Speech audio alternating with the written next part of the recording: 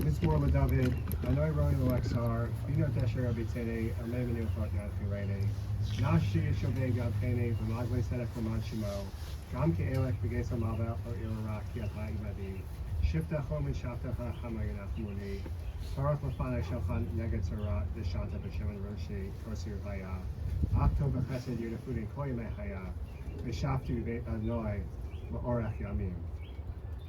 A song of David. The Lord is my shepherd, I shall not lack. God causes me to lie down in lush pastures. God leads me beside tranquil waters. God restores my soul and guides me in righteous paths for his name's sake. Though I walk through the valley of the shadow of death, I will fear no evil, for you are with me. Your scepter and staff, they comfort me. You prepare a table before me in full view of my adversaries. You have anointed my head with oil, my cup overflows. May only goodness and kindness pursue me all the days of my life, and I shall dwell in the house of the Lord for the length of days. Ariel will now share some words about her grandmother.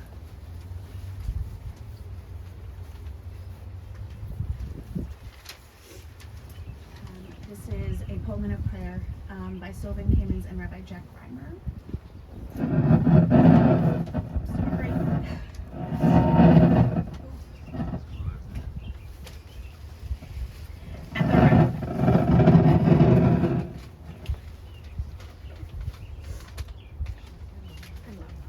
At the rising sun and at its going down, we remember them. At the blowing of the wind and in the chill of winter, we remember them. At the opening of the buds and in the rebirth of spring, we remember them. At the bluest of the skies and in the warmth of summer, we remember them. At the rustling of the leaves and in the beauty of the autumn, we remember them. At the beginning of the year and when it ends, we remember them. As long as we live, they too will live, for they are now a part of us. We remember them. When we are weary and in need of strength, we remember them. When we are lost and sick at heart, we remember them. When we have decisions that are difficult to make, we remember them. When we have joy we crave to share, we remember them. When we have achievements that are based on theirs, we remember them. For as long as we live, they too will live, for they are now a part of us, and we will remember them.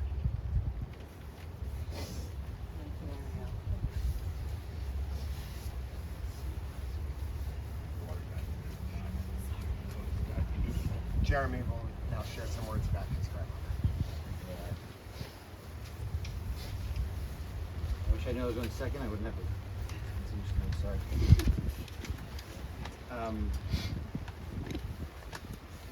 So thank you for coming. I'm Jeremy. I'm Grandma's oldest grandson. Grandma's oldest grandson. You heard from Ariel. Ben will probably speak. Like, we don't do the Jewish tradition. This is a celebration of a life, no matter how long it's lived. We mourn, right? We're Jewish, we mourn. Rabbi talks about that, the prayer talks about that. But so, like, I think people were like, oh, Jeremy's gonna come up with good funeral jokes. Like, no, but I know I would hear her saying, like, stop it, that's not funny. Hakmanish in China, right? So I can hear that now. I won't give her that reason to say it now. I want to speak very quickly about the grandma I knew, but not like the person I knew from me, the person I knew from her stories. So Cleveland people, there's some DP camp people, there's some New York maybe people from a few weeks in New York that they were there. I know grandma from the story she told from her life when she was 6, 7, 8, 9 as a refugee. So she went from Poland through Ravaruska up to Arkhangelsk, that I can map from my head the whole thing across the world. She's told the story so many times. The part that I was always blown away from, maybe by as a kid, was they were forced stories. She was a survivor, she was a refugee, she was in the Holocaust. This was not an adventure, but to me it sounded like one, right? We're in Siberia on the Arctic Sea hunting for mushrooms in the forest. We had to bribe a guard to let us out to go do that. And you know, every week we would go, and the one guy we knew really liked those forest mushrooms. We could bribe him with a half a bucket of morals for when we come back. And I was like 7 years old, and I'm sitting here like, you know, soccer schedule, thinking that she's this adventurer, and she was. The same goes for her time when she lived in Samarkand. She tells a story that I remember There's no wood, there's no fire, it's freezing cold, so we would follow the donkeys through town, and it's one part hay, one part follow the donkey, and one part throw it against a wall until it dries, and that's how you make fire to cook food. That's an adventurer, that's a survivor, that's someone who knows how to do with nothing, and was fine with it. The same goes for the time that she spent there when she was older. She talked about not having money when they first got there, and there were tents in these towns in Uzbekistan. Men would sit around in buildings and smoke hookah, so she remembered she could make a little bit of money because they were too cold. She'd carry the hookah around to the different houses so they could these were adventurers' stories, and I think she took that with her everywhere. She took that with her here to Cleveland. But to me, I guess I'm realizing now as I went to write this that it wasn't the stories themselves, it was her telling them. She was a storyteller, and that's what I'll pass on, that's what I'll remember, was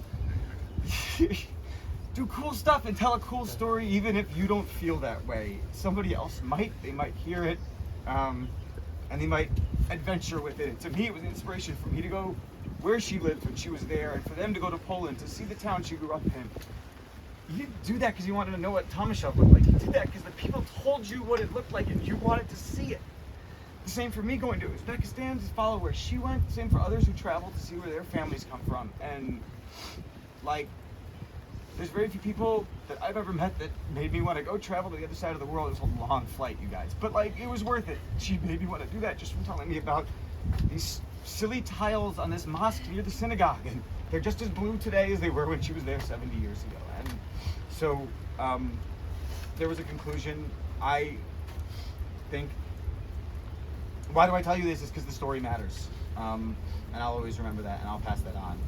Her story as a survivor, and her stories as an adventure, a forced adventure.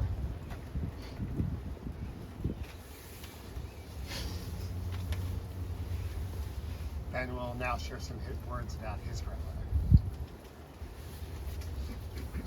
Thank you. Thank you all for coming.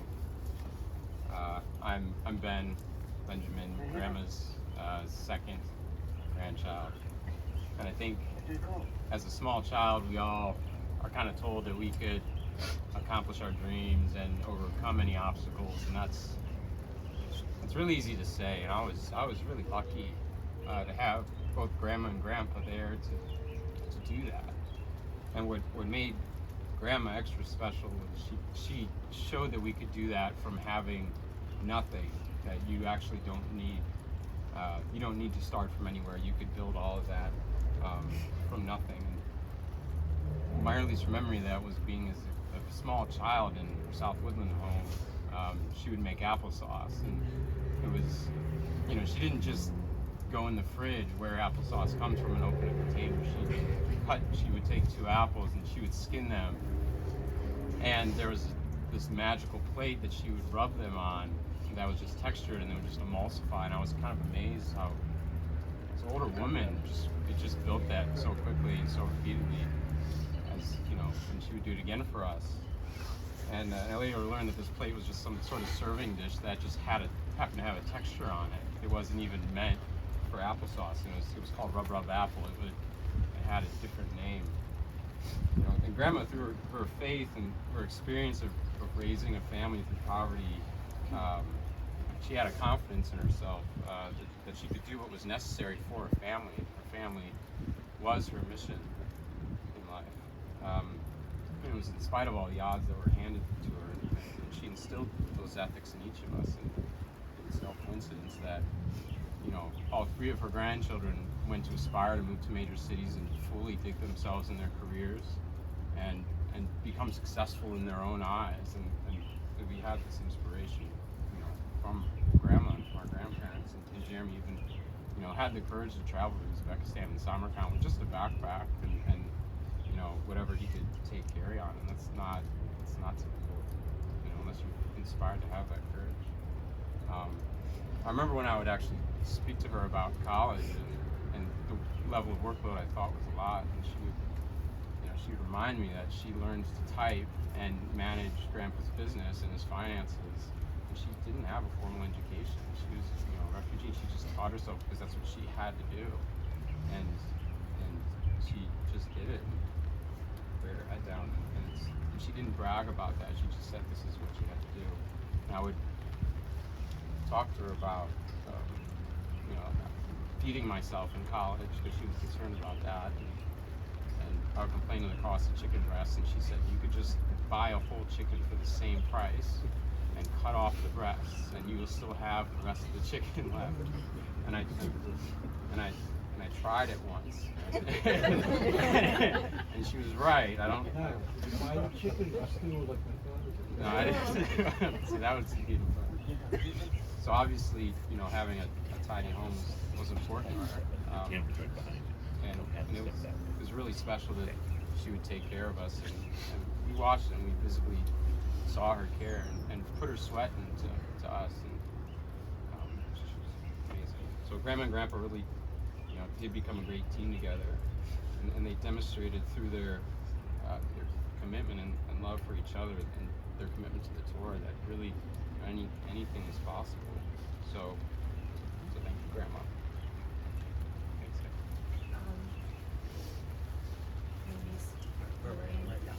Sorry, didn't know if you had that information. It was a last minute fly-in.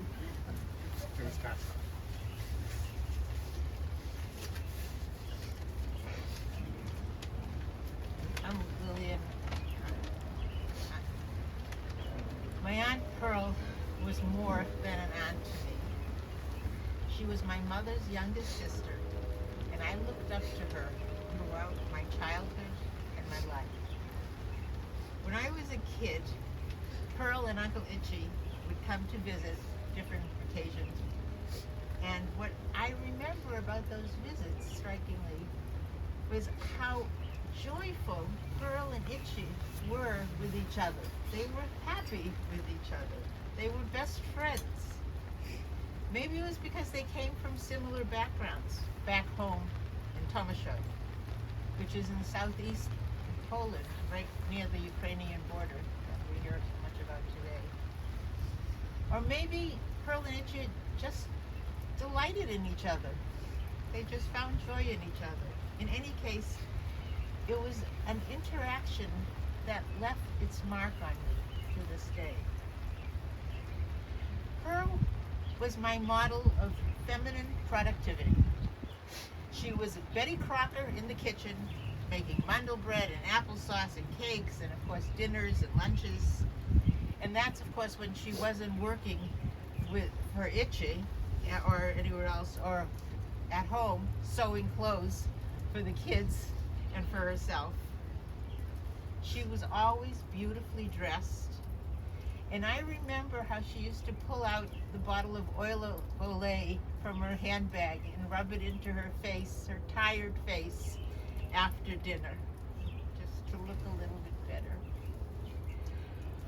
One of my strongest, most meaningful experiences and memories with Aunt Pearl was the year she pulled her sister, my mother, out of her deepest depression.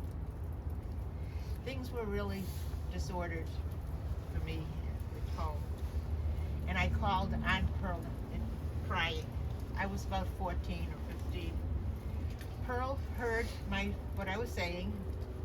Without batting an eyelash, without hesitating for a minute, she said, "Send her to me.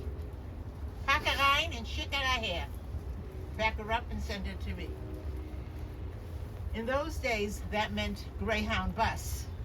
So my mother and my little brother, Fred, Oliver Sholem, who was about 9 or 10 then, were off to Cleveland. 2 weeks later, I met them at the Greyhound bus station, hardly recognizing my mother, who'd had a new hairdo, thanks to Pearl, and was dressed in a sparkly white shell and skirt. And Aunt Pearl had injected her with renewed life. When my daughter, Shelley, was 2 years old, and that was almost 30 years ago, I talked my husband into taking a trip to Cleveland. It was our first family outing, and we saw Pearl and Itchy and Cousin Freddie, and they took us to SeaWorld to see Shamu, the whale. I was upset about the high entry, the cost of getting the six of us in, And I thanked Aunt Pearl, and I was worried about the expense. And she said to me, look around. Does this look like everyone's a millionaire here?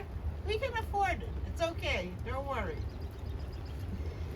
Then there's my adult relationship with Aunt Pearl. In recent years, she was one of the few people that I could have a fluent Yiddish conversation with. I think it was more wonderful for me than for her.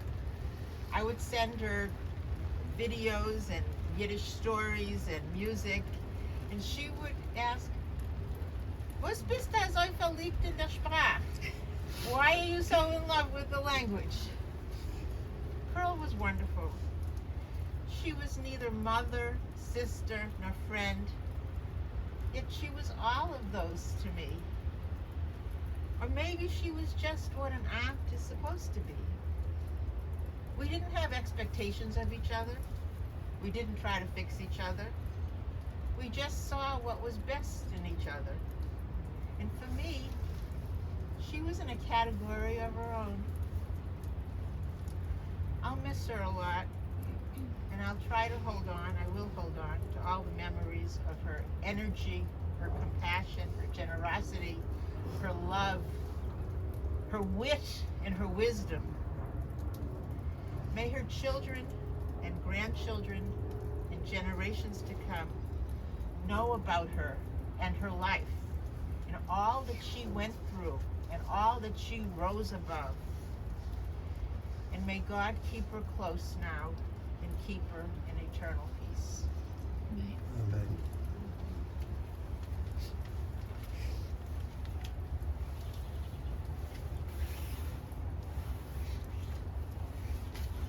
Before I begin, I want to thank and mention Pearl's caregivers over the last few years, Veronica, Erika, and Tio, who took such good care of her in her later years.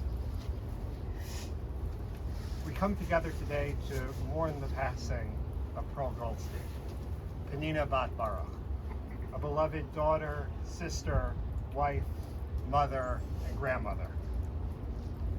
Over the last few weeks, the parshiot we have read on Shabbat morning talks about the construction of the Mishkan, the tabernacle, and the manner in which the avoda, the divine service, was to be carried out within its confines.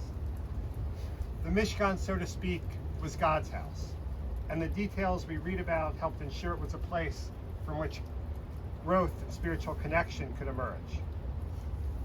After the destruction of the Beit HaMikdash, the temple in Jerusalem, the rabbis teach that God's house is today not our shuls as one might expect, but instead our homes. They liken the tables in our homes to the Mizbeach, to the altar that stood in the temple. Pearl in her heart was a balabasta, a homemaker. She recognized the power that a good home could have on her family. Pearl was born in 1931, the youngest of 7 children in southeastern Poland, in Tomaszów. I hope I'm pronouncing that correct. During the war, her family narrowly escaped the Holocaust by fleeing into Russia. And following the war, she married her beloved Isaac, whom her family had known earlier from growing up together in the same shtetl, in a DP camp in Italy. And after several years on the East Coast, I know Isaac hated New York, they settled in Cleveland in 1951. Pearl and Isaac had 3 children, Bernie, Karen, and Fred.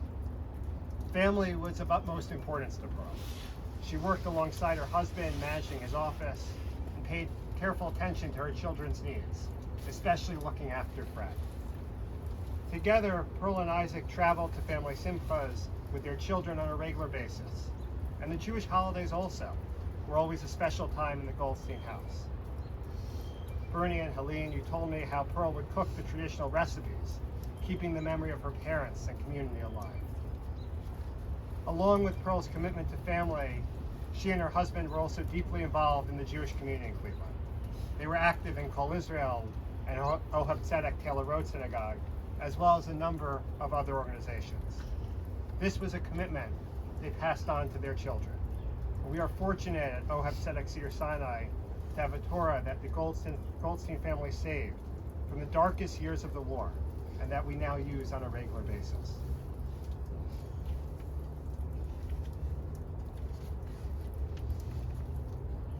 May Pearl's commitment to community, family, and the Jewish people, as well as building a solid home, be an inspiration for us all, and may her memory be a blessing. Because it's Erev Shabbos, we won't recite Kalmale, the traditional memorial prayer today, and instead we'll proceed in a moment with the internment. That is the final opportunity, the last chance we have to say goodbye to Pearl. And it's known in Judaism as a true act of kindness. Because it's a deed, it's a chesed that one can never repay. The person you're taking care of can never return or repay to you. We do it just out of love for another person. So we'll begin that process with the family, and then everyone who wants to will be asked to participate in this important mitzvah. Before we do that, though, the family will also tear kriya, showing how we're broken at the loss of Pearl.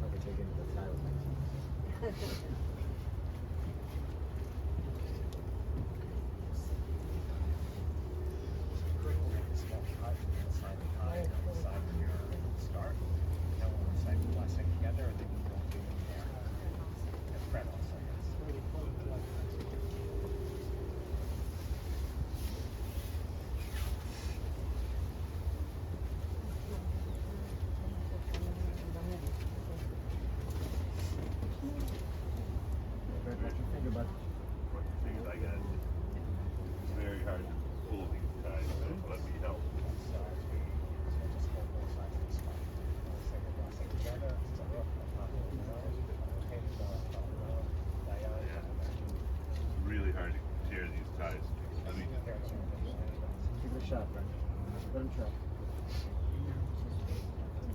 My cheap guys don't. Alright. Hold it. Beautiful. Okay, that's good. Alright. And now we'll start with the family as we begin this, what our tradition terms a chesed shel emet, a true act of kindness, and receive the internment. This is something that we have to do, but we don't want to do. So we don't pass the shovels off to each other. When we're done with the shoveling, we just put them back in the pile, in the dirt, and the next person.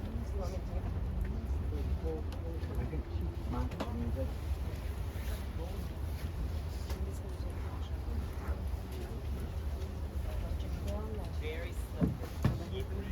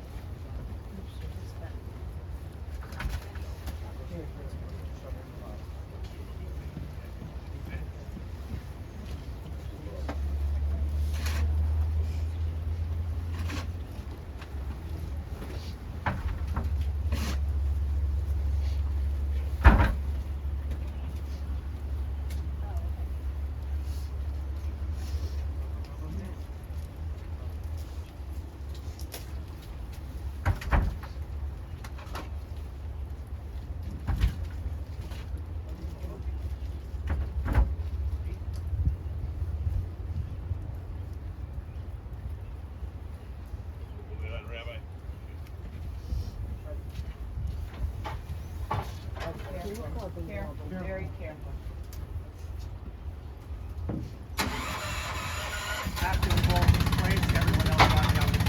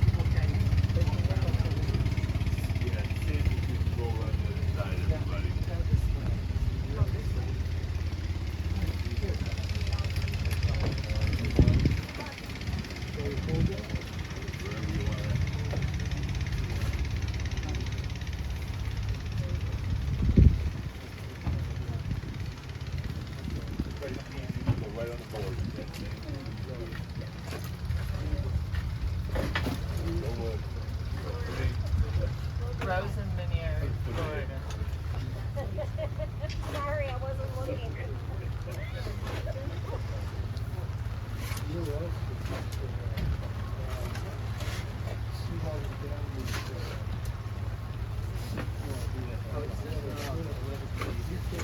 You wash your hands with you, all right?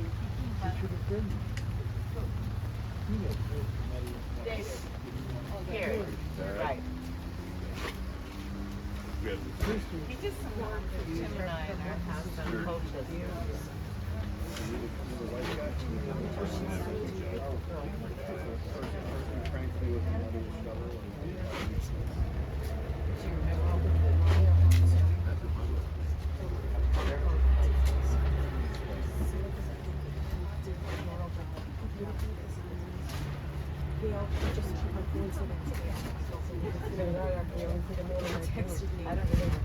How's retirement?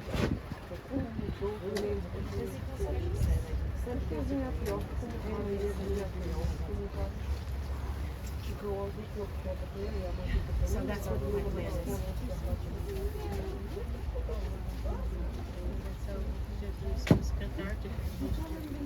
Come out of the drip line.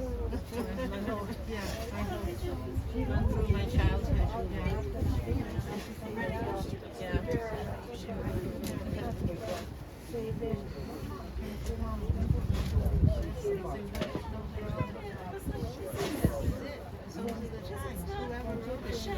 These are the times.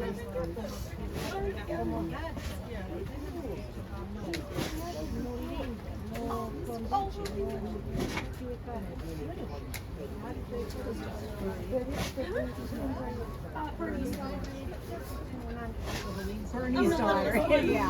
I'm just the mother. Of the Goldstein. You only know the mother is for sure, right? Hey, all right. We gotta talk about something. Too much like giving away. Yeah, definitely, you definitely have the Goldstein face. Berg definitely has the Leventhal face.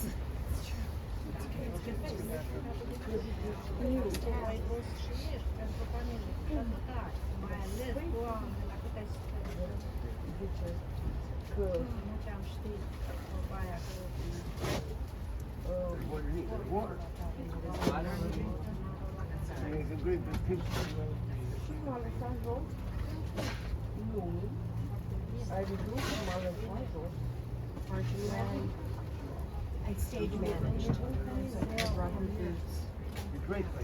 And she happens to be the right size.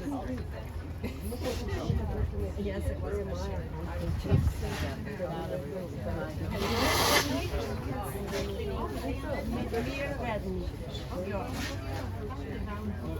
Redden is Yiddish.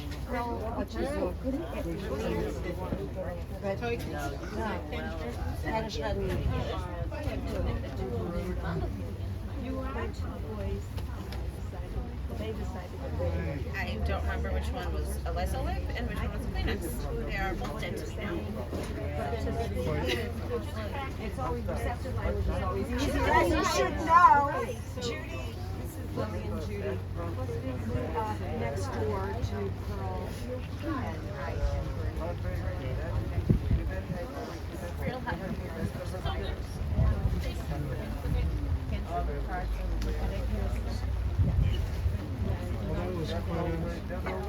We drove out as soon as we could. Cat. I've heard your name many times. Really? Good things I've heard. Lots of stories. Drove out Wednesday. We're staying in the house. Nature was the circumstances were so many miles of building. Oh my God. We go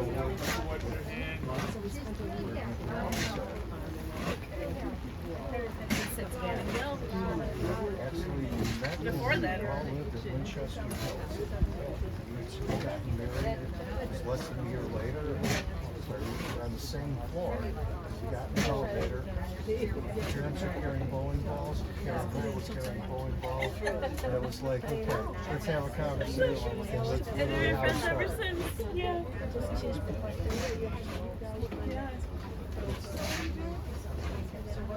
Never had kids around the same time. The group of y'all. Good group.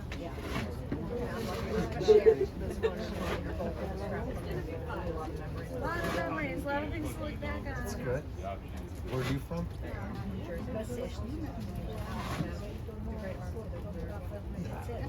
It's just, the pace here is different. The pace in the Midwest. You live in New York. Yeah. I'm in Manhattan. I'm in England. All the way at the northern end. Because all the girls are. I probably haven't seen you in 27 years. I feel like there was a concert that all of them were at 54 Below, and it was like the Cleveland Performers in New York concert. Oh, okay. And the mom was in town, and I came, and so I saw everything, but I haven't seen them. I need to show. They all live in New York.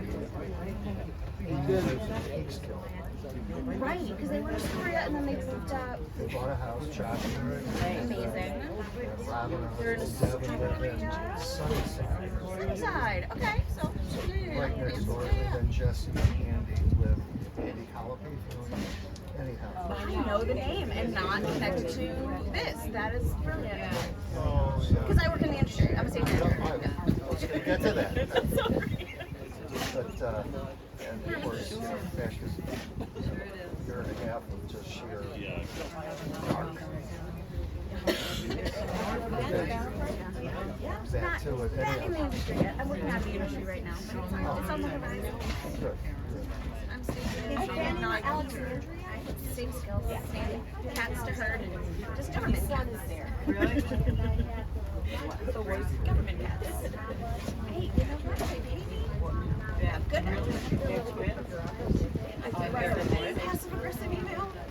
It's skill. That is my skill. I have messages on my phone. Yeah, I have to let them back. It's like, Yeah, so Amy's in the suburbs now, huh? we've messaged over the years. I messaged over the years. She's still in business. We have time to. She's with the same company that they relocated her To New York. Yeah, I need to actually connect. But yeah, send them my phone. So visit hello. Yeah. Yeah, they've got one bedroom. Rotate.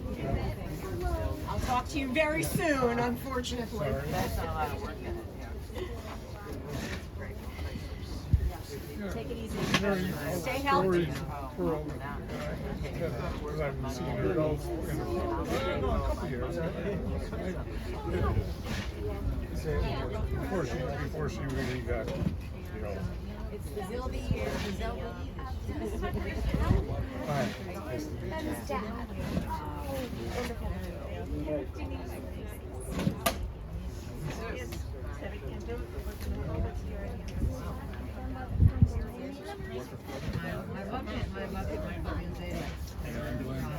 I was trying to remember all her past. Jeremy Yeah, every day.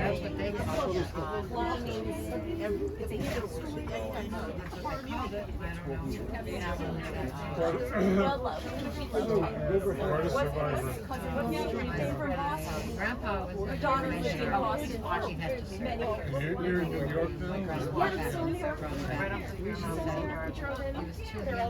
This one's in Is that the city, right? Yeah.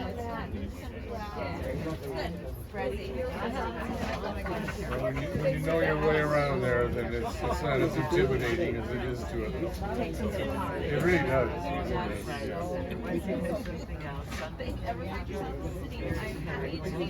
Well, thank you. Whatever kind. My house is open. That's how we met. My one business was at I don't, but. Well, that's New York.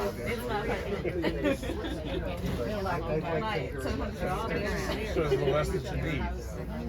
We both. The more we try to get into it. Yeah. Oh yeah.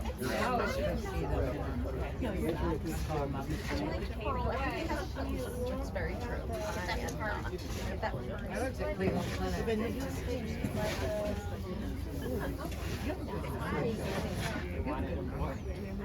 Doing okay. Oh, sorry. Still hard. Bergman, I'm sorry. Family Bergman. We're going to continue our Yiddish. She's going to teach. 2 years ago, no. I sent Yeah. I didn't work in that office. I worked down. We were just saying. That's right. Judy was doing this with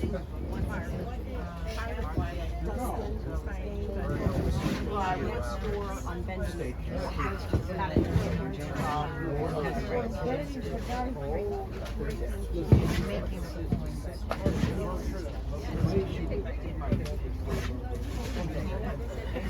Back memories.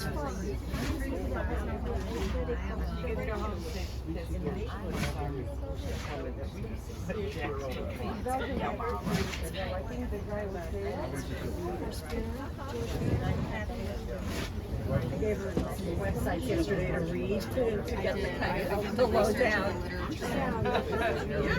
I didn't recognize me.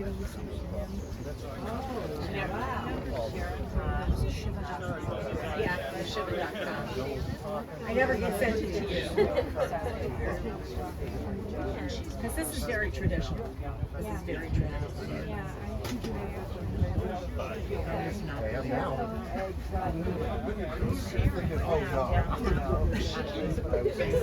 Right the ship.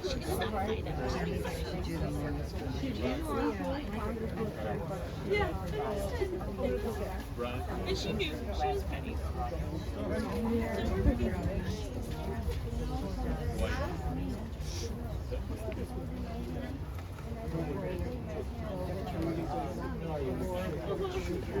Alright. Here's Kaddish. You probably know what Kaddish. That's the last prayer we're going to say. And she said no. I'm going to recite a paragraph of Tehillim, Psalm 16, and that will be followed by Mourner's Kaddish. Come with David. Guard me, O God, for in you I have taken refuge. You have said to the Lord, you are my Lord, I have no good beyond you. As for the holy ones who are in the earth, and the mighty in whom is all my desire, their sorrows will multiply. Those that run to other gods, their blood libations will I not pour out, nor take their names upon my lips. The Lord is my allotted portion and my share. You sustain my fate. Portions have fallen to me in pleasant places. Lovely indeed is my estate. I will bless the Lord who has given me counsel. My conscience admonishes me at night. I have set the Lord before me always, because God is at my right hand, I shall not falter. Therefore my heart rejoices, and my entire being exalts. Also my body will rest secure. For you will not abandon me to the grave, nor will you let your devout ones see destruction. You will make known to me the path of life. In your presence is fullness of joy. There is delight at your right hand for eternity. Mourner's Kaddish. Amen.